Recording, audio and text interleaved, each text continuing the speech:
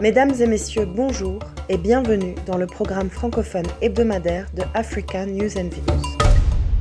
Ces mercredis et jeudis, la Banque africaine de développement a tenu son assemblée générale annuelle. Pour la première fois, celle-ci s'est déroulée en mode virtuel en raison de la pandémie de Covid-19. Le thème de cette AG était d'ailleurs lié à la maladie planétaire, comment reconstruire l'Afrique après la pandémie. Forte de son augmentation de capital qui a quasiment doublé ses fonds propres, la BAD a réagi vigoureusement aux conséquences de la pandémie de Covid-19 en Afrique, mettant en place un mécanisme de 10 milliards de dollars pour aider les États et leur secteur privé. En août, elle a aussi emprunté 3 milliards de dollars supplémentaires à la Bourse de Londres, là encore destinée à combattre les effets de la pandémie. Un objectif qui sera aussi celui des 12 prochains mois.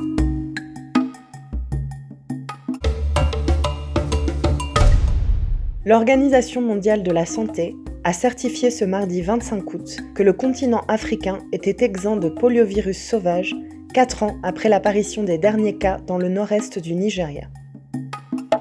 Grâce aux efforts déployés par les gouvernements, le personnel soignant et les communautés, plus de 1,8 million d'enfants ont été sauvés de la polio. C'est un moment historique pour l'Afrique, a déclaré la directrice Afrique de l'OMS.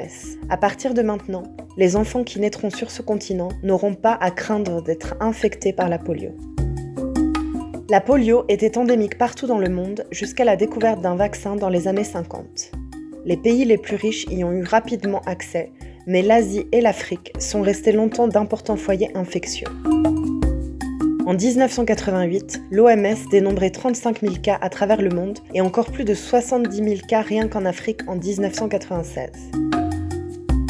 Mais grâce à une rare prise de conscience collective et à d'importants efforts financiers, seuls 2 pays au monde comptent aujourd'hui des contaminations par le poliovirus sauvage, l'Afghanistan avec 29 cas en 2020 et le Pakistan avec 58 cas recensés.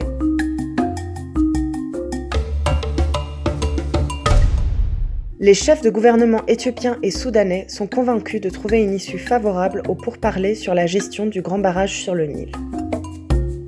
Dans un communiqué commun, ils ont affirmé que les négociations allaient réussir et que toutes les parties seront gagnantes. En visite dans la capitale soudanaise, le Premier ministre éthiopien Abiy Ahmed a déclaré que son homologue, Abdallah Hamdokse, se rendrait en Éthiopie le mois prochain pour visiter le barrage. Nous devrions travailler ensemble, nous devons nous concentrer sur la paix et le développement, ainsi que sur les solutions gagnant-gagnant dans chaque cas. Il faut discuter entre les 2 pays ainsi qu'avec les autres pays voisins, ont-ils déclaré.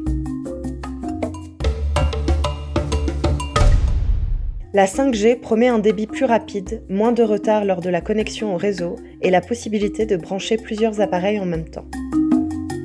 Mais pour pouvoir l'utiliser, les entreprises de téléphonie mobile et les fabricants de téléphones doivent se mettre à jour. Les téléphones ont besoin de nouvelles puces et d'antennes radio.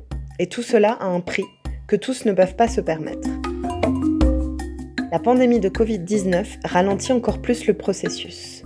Et elle n'est peut-être pas le seul obstacle au déploiement de la 5G en Afrique.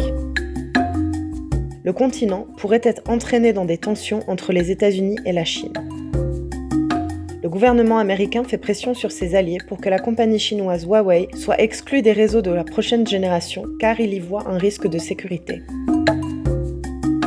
Il y a quelques années, seuls 28% de l'Afrique subsaharienne était couverte en 3G. Ce n'est qu'en 2025 que ce chiffre devrait atteindre les 62%.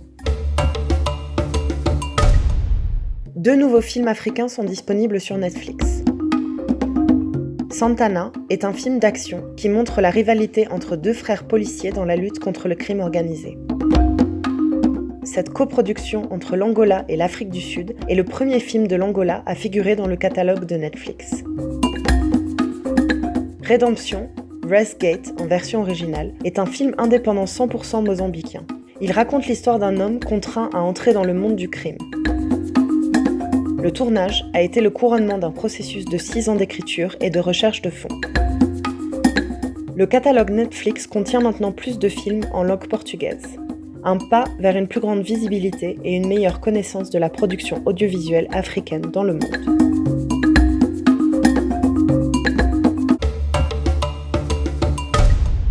Après ces derniers mois, marqués par la pandémie de coronavirus, qui a entraîné l'interruption de toutes ces compétitions, la Confédération africaine de football a dévoilé ce mercredi le nouveau calendrier des éliminatoires de la CAN 2021 et du Mondial 2022. Alors que les sélections africaines ne sont pas autorisées à jouer en septembre pour cause de Covid-19, la CAF a laissé la fenêtre FIFA d'octobre à disposition des sélections du continent pour programmer des matchs amicaux et ainsi repartir de l'avant après presque un an sans regroupement. Les choses sérieuses reprendront en novembre avec les 3e et 4e journées des éliminatoires de la CAN 2021 au programme. Ces qualifications s'achèveront en mars 2021 avec les 5e et 6e journées au menu. Il sera ensuite temps pour les sélections africaines de se tourner vers le Mondial 2022 avec les 2 premières journées des éliminatoires programmées en mai-juin 2021, les 3e et 4e en août-septembre et les 2 dernières en octobre. Les barrages auront ensuite lieu en novembre 2021, à quelques mois de la CAN 2021, dont la phase finale a été reportée en janvier 2022 au Cameroun et à un an du Mondial. Arts TV vous remercie pour votre attention et vous souhaite un excellent week-end. Prenez soin de vous.